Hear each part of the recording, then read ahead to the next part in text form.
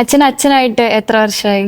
അച്ഛനായിട്ട് ഇപ്പോൾ 15 വർഷമായി. 2010 എൻ്റെ ഓർഡിനേഷൻ.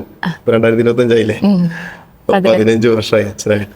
15 വർഷം അല്ലേ? അപ്പോൾ ഞാൻ ചോദിക്കുവാണെങ്കിൽ 15 വർഷമായി പൗരോഹിത്യം സ്വീകരിച്ചിട്ട്, അപ്പോൾ അച്ഛൻ അതിൽ എത്രമാത്രം സാറ്റിസ്ഫൈഡ് ആണ് എന്നൊരു ക്വസ്റ്റ്യൻ ചോദിച്ചാൽ?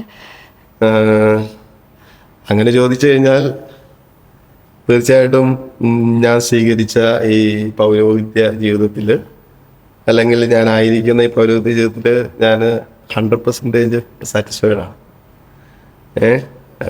അതിനകത്ത് എനിക്കൊരു ഡിസാറ്റിസ്ഫാക്ഷൻ തോന്നാനായിട്ട് പ്രത്യേകിച്ച് അങ്ങനെ ഒന്നും തന്നെ എൻ്റെ ജീവിതത്തിൽ എനിക്ക് അങ്ങനെ തോന്നിയിട്ടില്ല. കാരണം തെരേസ ആവില പറയുന്നൊരു കൊട്ടേഷനുണ്ട്: ഒന്നും നിന്നെ ഭയപ്പെടുത്താതിരിക്കട്ടെ, ഒന്നും നിന്നെ അസ്വസ്ഥപ്പെടുത്താതിരിക്കട്ടെ. കാരണം എല്ലാം കടന്നു പോകും, ദൈവം മാത്രം നിലനിൽക്കുള്ളൂ. ആ ദൈവത്തെ സ്വന്തമാക്കിയാൽ എല്ലാം ഉണ്ടെന്ന് പറയാം. എന്ന് പറയുന്ന ആ ഒരു അർത്ഥത്തിൽ എടുത്തു കഴിഞ്ഞാൽ തമ്പുരാൻ അറിയാനുള്ളൊരു ഭാഗ്യം ലഭിച്ചു.